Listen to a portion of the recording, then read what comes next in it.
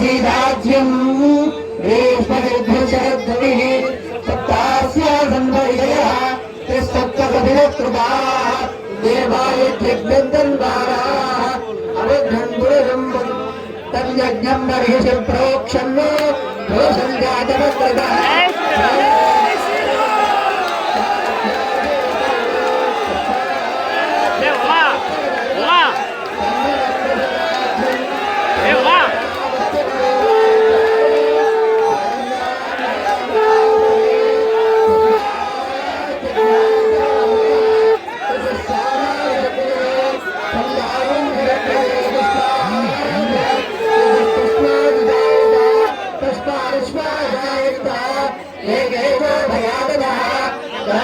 అంటే ఒక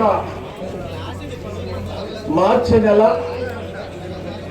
8వ తారీఖు నాడు ఇదే ప్రదేశంలో ఒక సంకల్పం అనుకున్నాం.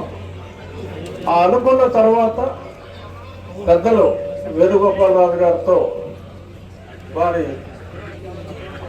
వారితో పాటు రామ భక్తులు మరికొంతమందితో సమావేశమై మీరు ఒక మంచి ముహూర్తం పెట్టండి, ఆ ముహూర్త బలంతో మనం నిర్విఘ్నంగా ముందుకు వెళ్దాము అంటే వేణుగోపాలరాజు గారు 45 రోజుల క్రితం వీరితో మాట్లాడి విజయనగరం గొప్ప ఉద్దండ పండితులు వీరు వారితో మాట్లాడి ఈ మే 3వ తారీఖు 7:14 నిర్ణయించడం జరిగింది.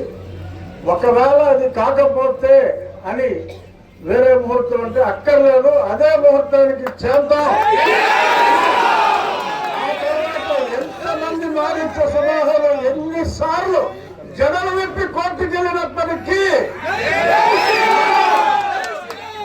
శ్రీరాముని అండతో మన సీనియర్ న్యాయవాది ఆయన స్వచ్ఛందంగా నేను రామభక్తుల్నే రాజు గారు అని రవిప్రసాద్ గారు వారే ముందుకొచ్చి మన శ్రీరాముని తరఫున ఆయన వాదనలో వినిపించి ఈరోజు ఈ కార్యక్రమం ఇంత విజయవంతంగా శంకుస్థాపన కార్యక్రమం అందరూ ఎన్నో శంకుస్థాపనలు చూస్తుంటారు, కానీ ఇంత సశాస్త్రీయంగా శంఖుతో జరిగిన శంకుస్థాపన చాలా అరుదుగా చూస్తాం.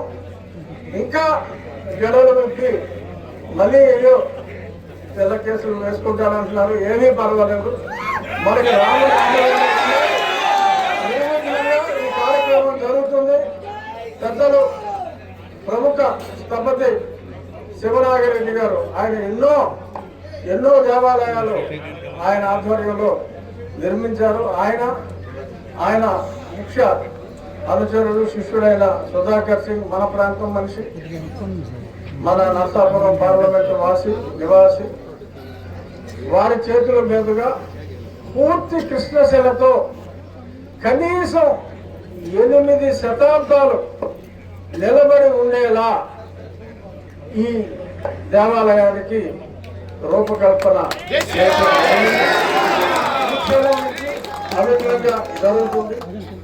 ఈ కార్యక్రమానికి మరి విచ్చేసి ఆశీర్వదించిన మా చెన్నాన్న గారు బాపిరాజు గారికి, అలాగే ఎప్పుడు నన్ను వెన్నంటి ప్రోత్సహించే నేను అంటే వయసులో పెద్ద ఆయన అయినప్పటికీ కూడా అన్నలా భావించే మా కామినేని శ్రీనివాస్ గారికి, ఇంకా ఇక్కడికి విచ్చేసిన అందరికీ ఆకబిల్లో ఎందరో ఉన్నారు.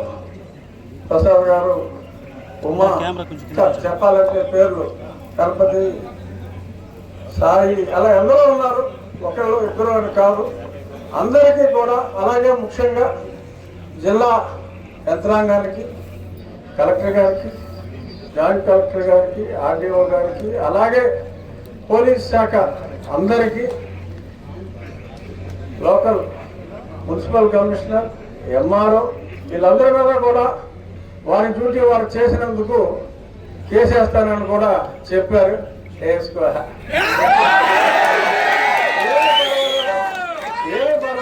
వారి విద్యుత్ ధర్మం వారు నిర్వహించారు.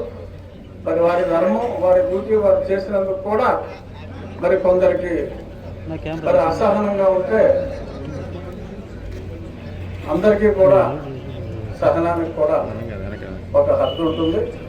కానీ మా సహనపు హద్దుల్ని, మా హిందువుల సహనపు హద్దుల్ని దాటనివ్వద్దు. మా పరిధిలోనే మేము ఉంటాం, బలవంతంగా మా పరిధి దాటే ప్రయత్నం చేయొద్దు అని చెప్పి ఆ కొందరికి కూడా పత్రికాముఖంగా సవినయంగా తెలియజేస్తూ, మనం చూస్తూ ఉండగా సహాయం చేసిన వాళ్ళు ఎందరో ఉన్నారు. కానీ తెర వెనుక సహాయం చేసిన వాళ్ళు ఇంకెందరో ఉంటారు. వారు లేకపోతే ఎంత అద్భుతంగా ఈ ఫంక్షన్ ఈరోజు జరగదు.